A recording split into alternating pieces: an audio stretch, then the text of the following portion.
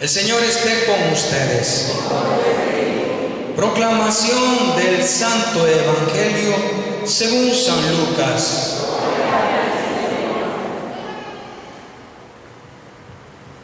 En aquel tiempo, Jesús iba enseñando por ciudades y pueblos. Mientras se encaminaba a Jerusalén, alguien le preguntó: Señor, ¿es verdad que son pocos los que se salvan? Jesús le respondió: esfuércense por entrar por la puerta que es angosta, pues yo les aseguro que muchos tratarán de entrar y no podrán.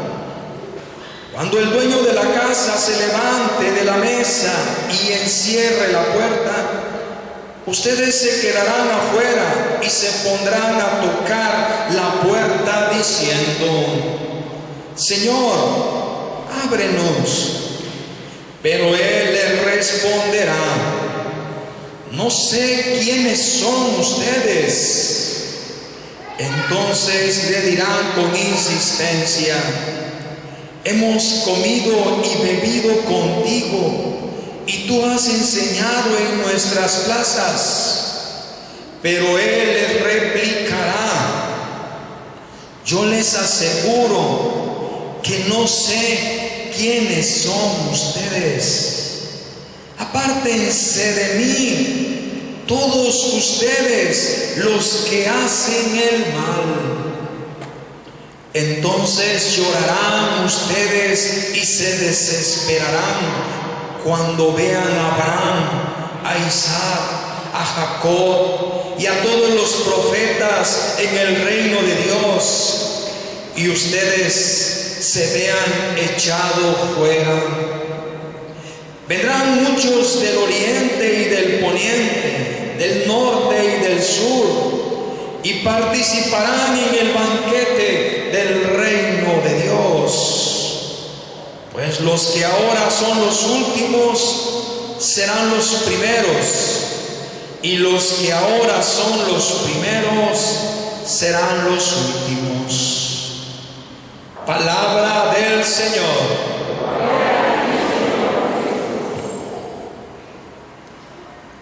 Podemos sentarnos.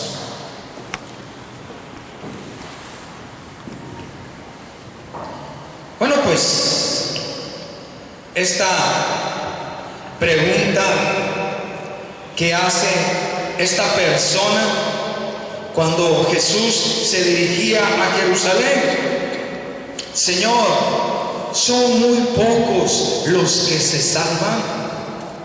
¿Son muy pocos los que se salvan? Algo que, pues, esta pregunta nos puede hacer pensar o desesperar a muchos sobre la salvación. Hace unos domingos, algún joven le preguntó: ¿qué debo de hacer para salvarme, para ganarme la vida eterna? Son muy pocos los que se salvan. Como estamos viendo la situación, el alejamiento de Dios, el alejamiento del hermano, y entonces uno a veces se cuestiona: híjoles, ¿cómo está este mundo? Y a veces nos cuestionamos a nivel personal: ¿cómo estamos nosotros con respecto de la fe? ¿Cómo estamos nosotros con respecto de las obras? Y a veces, como también viene esta pregunta personal: híjole, ¿yo me salvaré? Hay algunos que dicen: mira, pásale, si vamos a caber en el infierno, ¿por qué no aquí? No, yo digo, no, si vamos a caber en el cielo, si vamos a caber en el cielo, ¿por qué no aquí? Cuando menos hay que ser positivos, ¿no? Al menos yo digo, en la fe, que no me repruebe el Señor. Por fe tú no me vas a reprobar. Yo creo que yo me voy a ganar el cielo. Tú ya cuando llegue ya ante tu presencia, pues tú sabrás si me mandas al purgatorio o a tu reino. Pero yo confío y tengo fe que sí, yo me voy a salvar. Es lo que yo digo. Jesús no le responde a este joven, no responde directamente, sino, ¿qué es lo que dice? ¿Qué es lo que dice? Esfuércense por entrar por la puerta angosta, porque son muchos que querrán entrar, pero no podrán. Entonces el amo cerrará las puertas y tocará y dirán: Señor, ábrenos. No los conozco. ¿Cómo? Si nosotros comimos y bebimos contigo. No los conozco, ustedes que hicieron el mal. En otro texto bíblico dice: pues si en tu nombre sanamos, si en tu nombre le echamos demonios, en tu nombre hicimos, no los conozco, ustedes que hicieron el mal. Esfuércense, hermanos. Y ahí está una de las respuestas. La salvación significa esfuerzo diario, esfuerzo en todo lo que estamos viviendo en nuestros tiempos, estos tiempos hedonistas, individualistas, materialistas, egocéntricos. Pues nos pide esforzarnos en el comportamiento. ¿Es difícil? Sí, es difícil, pero cuando uno se esfuerza y con la gracia de Dios, sí puede uno en contra del sufrimiento, del dolor, la pena, la muerte de un ser querido. Porque ¿cuántas veces tuvimos alguna situación difícil en el hogar, al nivel personal, y éramos de los que veníamos constantemente a misa? Era de los que participábamos en grupos, era de los que leíamos la Biblia, rezábamos el rosario, pero murió un ser querido. Y volteamos hacia arriba: ¿por qué, Señor, permitiste que pasara este accidente? Y nos alegan el maltrato que recibimos de un sacerdote, de una catequista, de la secretaria, y nos vamos porque no nos atendieron como nosotros queríamos, y se van. ¿Por qué? Porque todo lo queremos bien, todo lo queremos bueno. Nadie quisiera sufrir por este mundo, ni yo tampoco quisiera sufrir. Todos quisiéramos que fuera positivo, que fuera amable, que los sacerdotes fueran santos, que los servidores dentro de la iglesia con una sonrisa nos recibieran, que en la casa pues mi papá y mi mamá se llevaran bien, que los hijos caminaran rectamente. Pues todos quisiéramos así, ¿no? Que el trabajo nunca nos faltara, que la economía fuera abundante. Pero ¿qué sucede? Alguna situación en alguna área de la vida y ya, deprimidos, tristes, cabizbajos, ya no quieren rezar, ya no quieren orar, ya no quieren venir a la iglesia, están sentidos con Dios, están sentidos con la sociedad, están sentidos con la iglesia. Esfuércense, hermanos. Es esforzarse. Todos en algún momento dado vamos a tener un sufrimiento, un dolor, una pena, una angustia, la muerte de un ser querido. Eso ya es ley, todos tenemos que pasar por algo. Y sin embargo, cuando nosotros nos mantenemos firmes, fieles, y así caminamos en la fe del Señor, esos son los que se salvan. Hermanos, el salvarse también, nos está diciendo el Evangelio, no significa tener un acercamiento a la iglesia No significa tener un acercamiento a los sacramentos, porque estas personas que quedaron afuera le tocan y le cuestionan a Dios que no les quiere abrir las puertas. Al dueño de la casa: no los conozco. Pero ¿cómo? ¿No me conoces si yo iba a misa todos los días? ¿Cómo a mí no me conoces si yo celebraba la misa todos los días aquí en la parroquia San José Obrero? ¿Y cómo? ¿Y no me conoces, Señor? Fuera, no los conozco. Ustedes que hicieron el mal. Bien, ahí está la diferencia. Ustedes que hicieron el mal. Porque yo puedo hablar aquí muy bonito, pero allá afuera estoy maltratando a mis feligreses, allá afuera estoy realizando actos que no van acorde a mi predicación. No te conozco, Machito, no te conozco, Mario. Fuera. Pero ¿cómo, Señor Jesús? Si yo predicaba tu palabra, si yo me esforzaba, fuera. Ustedes que hicieron el mal. Hermanos, la fe, el acercamiento a la iglesia, el acercamiento a Dios, ¿qué implica? Implica coherencia de vida, implica ¿qué? Esfuerzo de vida. Hermanos, muchos de los últimos serán los primeros y muchos de los primeros serán los últimos, nos dice el Señor. Ahí estamos ahorita en el contexto que se dirige a los judíos. Y le está diciendo a los judíos: ustedes que son los primeros de recibir el mensaje, ustedes que fueron los primeros que se les predicó la revelación de Dios a través de Abraham, Isaac y Jacob y los profetas, y ellos obedecieron.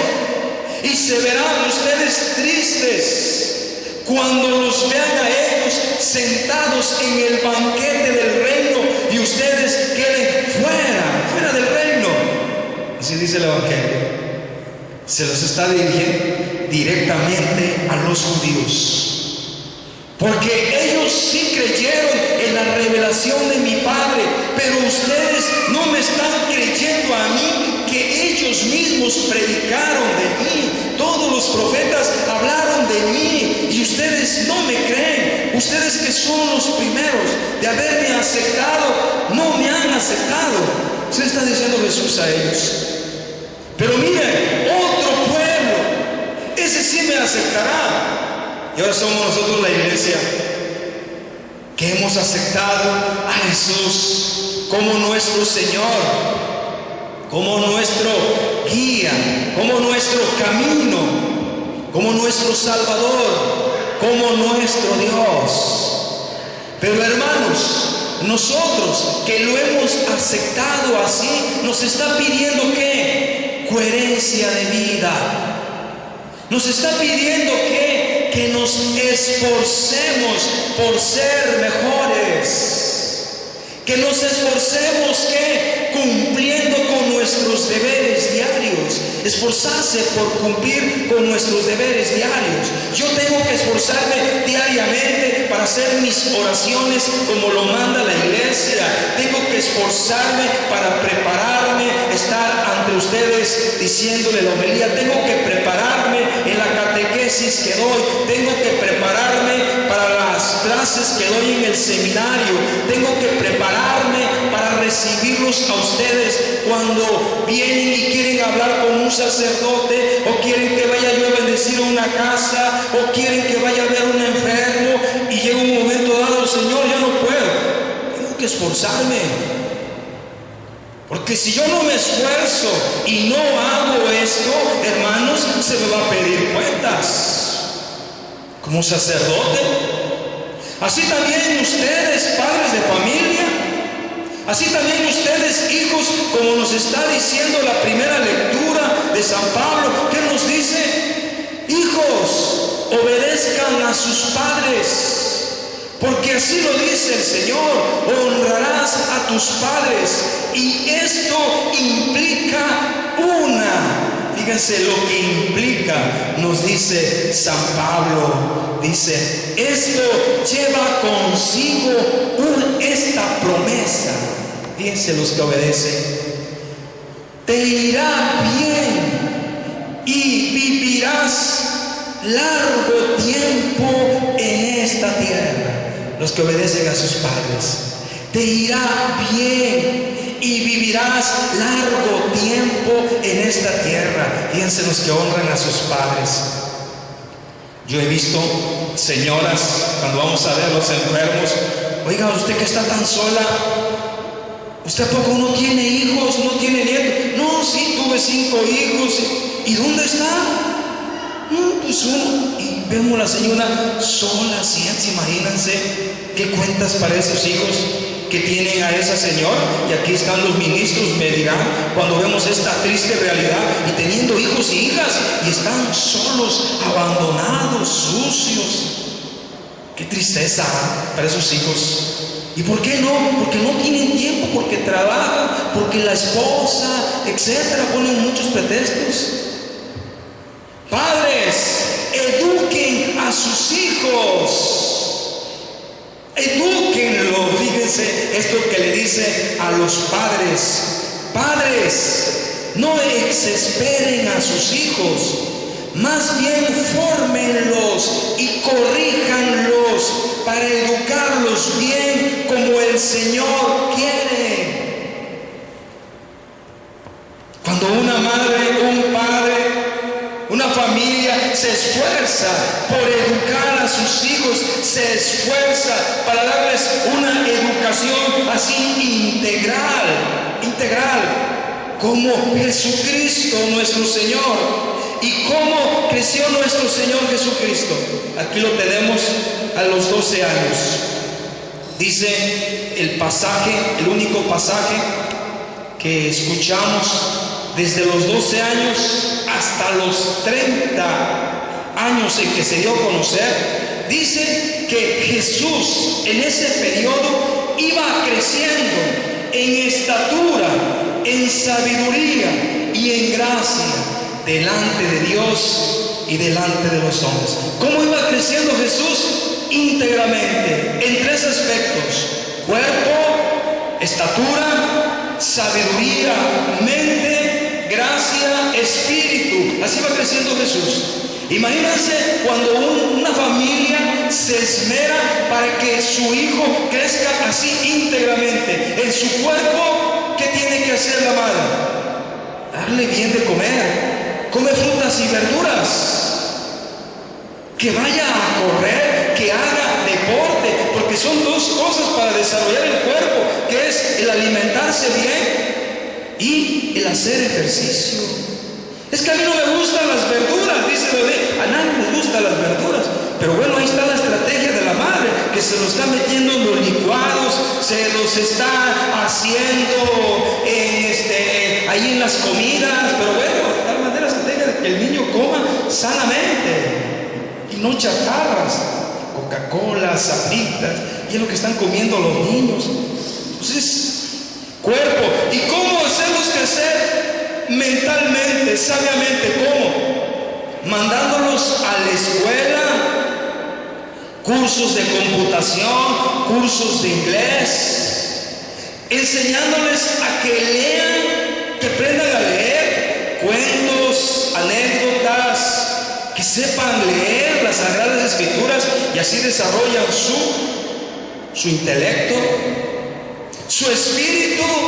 ¿Qué tenemos que hacer? Mandarlos a la iglesia, a la catequesis, bautismo, confirmación, comunión, de ahí perseverancia en un grupo, enseñarles a orar, a rezar, a leer las Sagradas Escrituras para que crezcan espiritualmente, o sea, íntegramente. Dichosa una familia que educa a su hijo en estos 3 aspectos, como Jesucristo creció íntegramente: cuerpo, mente y espíritu. Que en este día donde Jesús y San Pablo en la primera lectura nos invitan a ser fieles a la palabra, ser fieles al Evangelio, ser fieles los unos a los otros como Dios nos ha mandado. Que nos esforcemos en ser siempre mejores, e evitar siempre el mal y hacer el bien. Que Dios pues nos dé esta gracia de nunca dejar a Jesús, de nunca perderle la mirada, aunque un problema, un fracaso, la muerte de un ser querido, alguna situación difícil dentro de la iglesia, que nadie me quite el amor de Dios, que nadie me quite, hermanos, seguir los caminares de nuestro Señor Jesucristo, esforzándonos siempre por hacer el bien y evitar el mal. Así sea.